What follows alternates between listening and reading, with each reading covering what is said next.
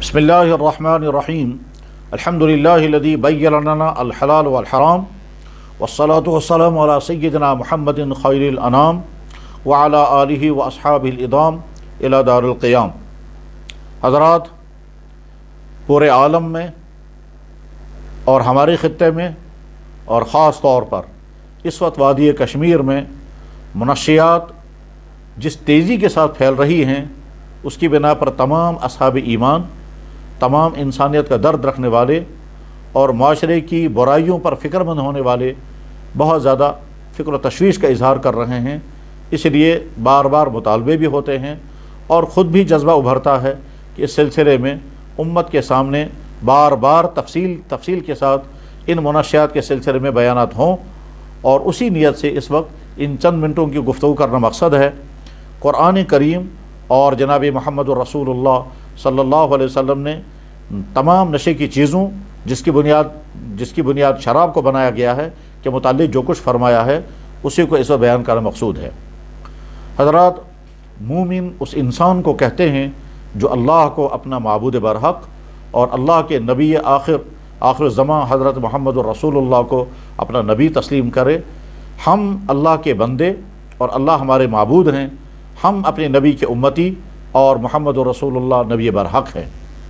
اللہ جو معبود برحق ہے، وہ معبود ہونے کے ساتھ ساتھ ارحم الراحمین بھی ہیں، رب العالمین بھی ہیں، اور جس ذات اقدس کے ہم امتی ہیں وہ محمد الرسول اللہ خاتم النبیین بھی ہیں اور رحمت للعالمین بھی ہیں۔ اللہ اپنے بارے میں فرماتے ہیں وہ ارحم الراحمین، اور اپنے نبی کے فرماتے ہیں وہ رحمت للعالمین۔ تو ارحم الراحمین رب اور رحمت للعالمین نبی، دونوں جن چیزوں کو انسانوں کے لیے حرام کرتے ہیں، یقین رکھنا چاہیے کہ وہ چیزیں انسانوں کو نقصان پہنچانے والی ہیں، اس لیے ان کو حرام کر دیا گیا۔ ایسا ممکن ہی نہیں ہے کہ رب العالمین جو ارحم الراحمین ہیں اور سب کچھ چیزیں بندوں کے لیے پیدا کی ہیں، اور اعلان کر کے کہتے ہیں میرے بندو یہ ساری چیزیں میں نے تمہارے لیے بنائی ہیں، تم کھاؤ اور پیو ان پاکیزہ چیزوں سے، پھر وہی رب العالمین کسی چیز کو حرام کر دے حالانکہ اس میں کوئی نقصان نہیں تھا۔ ایسا کبھی نہیں ہو سکتا۔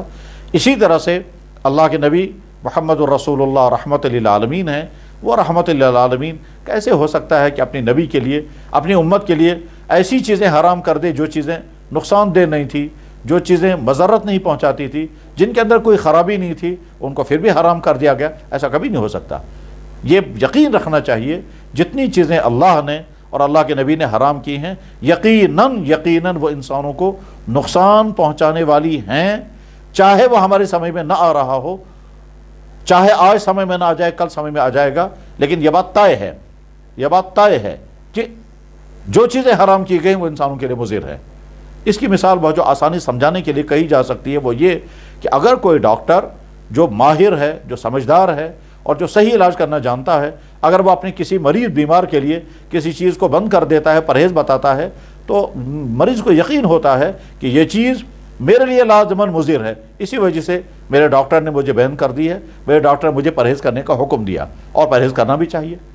مثلا چھاتی خراب ہو گئی ہو، ٹھنڈی چیز بند کر دیں گے، معدے میں گرمی ہو گئی ہو، گرم چیز بند کر دیں گے، کولیسٹرول بڑھ گیا ہو، بہت ساری مفید غذائیں بند کر دی جاتی ہیں، یورک ایسڈ بڑھ جاتا ہے، بہت ساری مفید چیزیں بند کر جاتی ہیں،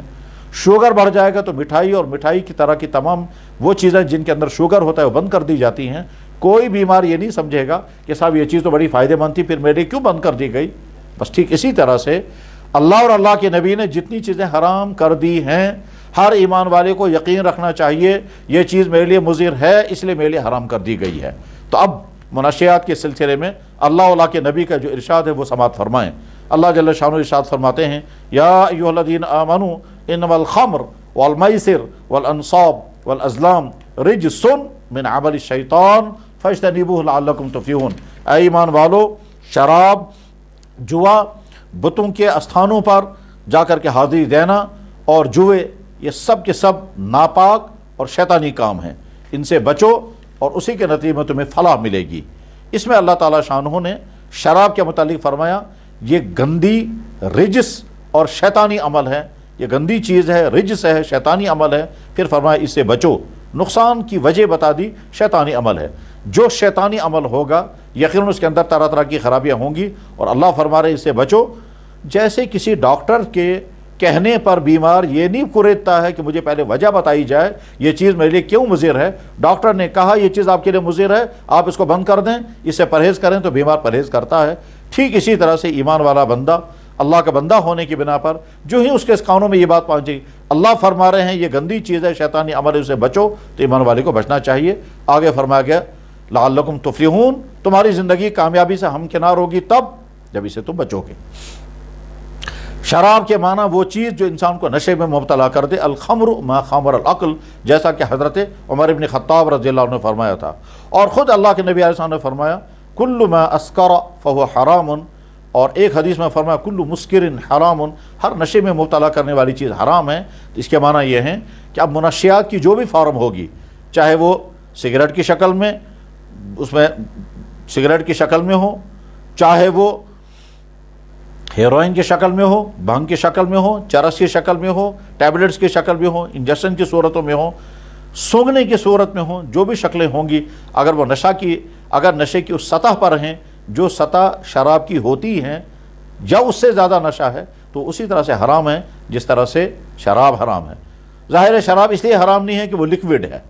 شراب اس لیے حرام نہیں ہے کہ وہ پی جانے والی چیز ہے، پی جانے والی چیز دودھ بھی ہے، پی جانے والی چیز پانی بھی ہے، پی جانے والی چیز لسی اور دوسری کئی مشروبات ہیں، اس لیے کہ یہ پی جا رہی ہے لہٰذا حرام، ایسا نہیں ہو سکتا۔ پی جانے والی چیز اگر حرام ہے تو اس کو وہ وجہ ہے اس کے اندر نشے کی کیفیت کا ہونا۔ منشیات جو انسان کے اندرون کے سارے نظام کو اتھل پتھل کر دیتا ہے، بس یہ نشے کی حالت دوسرے جس فارم میں ہوگی، اگر سونگنے کی شکل میں ہے، پینے کی شکل میں ہے، انجیکشن کی شکل میں ہے، کھانے کی شکل میں ہے، تو وہ ساری اسی طرح سے حرام ہو جائیں گی۔ قرآن کریم نے جب شراب کو حرام کیا تو اس کی وجہ ہے اس کے اندر پایا جانے والا نشہ۔ اب نشے کی جو آج جتنی بھی شکلیں پائی جا رہی ہیں، مثلا چرس، مثلا افیون، مثلا ہیروئن،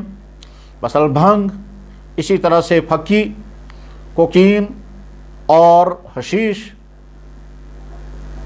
یا اس طرح کی اور کوئی چیز، یہ تمام چیزیں اسی طرح سے حرام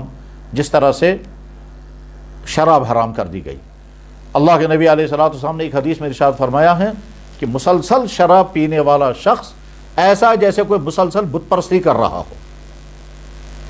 اس کے معنی ہے کہ جو لوگ مسلسل نشے میں رہ رہے ہیں، جو منشیات کے مسلسل عادی ہیں، وہ ایسے ہی مجرم ہیں جیسے کوئی انسان کفر اور شرک اور بت پرستی میں مبتلا ہو۔ ایک حدیث میں اللہ کے نبی علیہ السلام نے ارشاد فرمایا کہ جس شخص نے شراب پی،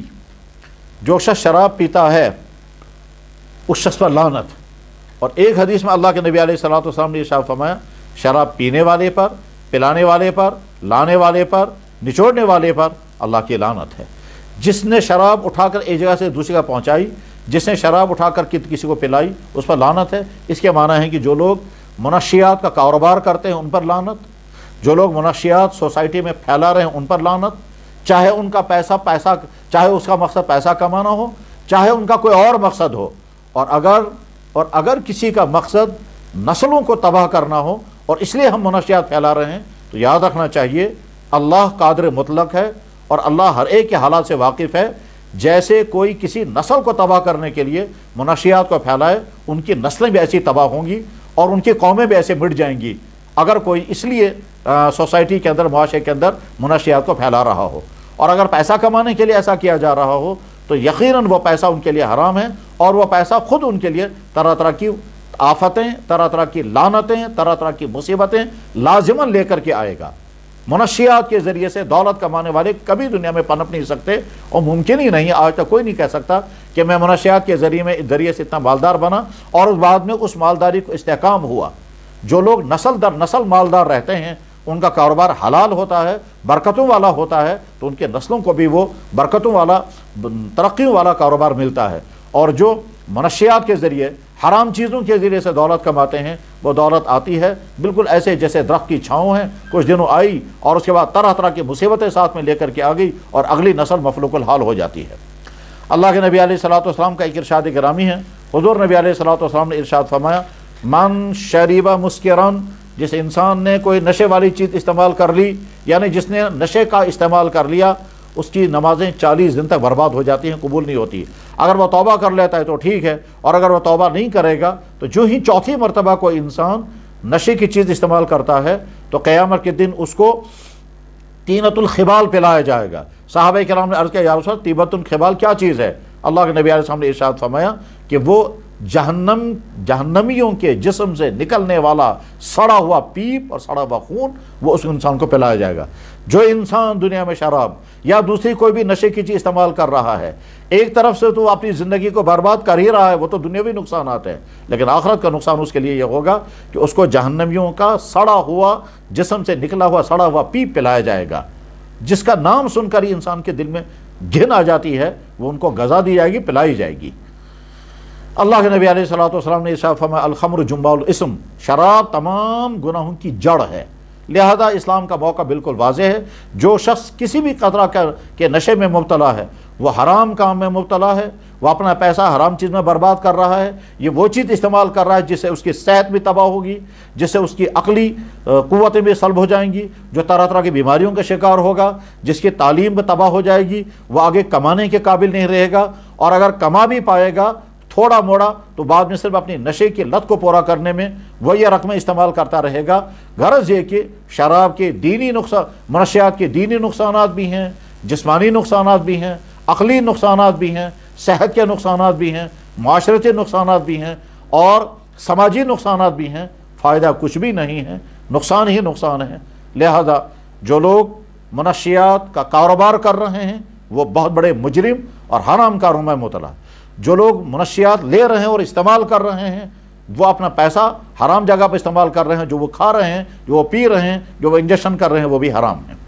اور جو لوگ دوسروں کو منشیات میں مبتلا گھسیٹ رہے ہیں وہ لوگ تو بدترین مجرم ہیں، انسانیت کے مجرم ہیں، نسل نو کے مجرم ہیں، اور اس جرم کے نتیجے میں خود ان کی صحت، خود ان کی نسلیں تباہ ہوں گی، اور جو دولت وہ کمائیں گے وہ دولت ان کے رہنے والی نہیں ہے، وہ دولتیں شکل میں دولت ہے لیکن اپنے ساتھ نہ جانے کتنی وبائیں اور مصیبتیں لے کر کے آئے گی۔ اور اگر کوئی یہ چاہتا ہو کہ ہم منشیات کے ذریعے سے کسی کی نسل کو ختم کر دیں تو اللہ تعالیٰ ان کی نسلوں کو ختم کر دیں گے جس کے ارادے صحیح نہ ہوں۔ بہرحال اسلام کا موقف تمام منشیات کے بارے میں کیا ہے اختصار کے ساتھ عرض کر دیا گیا۔ ایک ایمان والا جب ان کو سنے گا تو ایمان کا مقتضا یہ ہے کہ آدمی اللہ اور اللہ کے نبی کی بات سن کر فوراً سر تسلیم خم کر دے۔ جیسے کہ ایک انسان بیمار ہوتا ہے اور وہ کسی ڈاکٹر کے پاس یا معالج کے پاس جاتا ہے تو معالج اسے جن چیزوں کا پرہیز بتاتا ہے ان چیزوں کا انسان پرہیز کرتا ہے، اس سے کہیں زیادہ رحمت اور شفقت اللہ کو اپنے بندوں کے ساتھ ہے،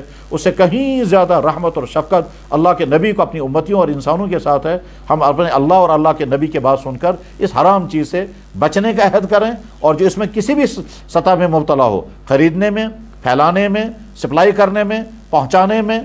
پینے میں اور پلانے میں، وہ تمام اس برے کام سے اپنے آپ کو الگ کر لیں، اس کے نتیجے میں ہماری سوسائٹی بڑھ جائے گی۔ وآخر دعوانا ان الحمد للہ رب العالمین۔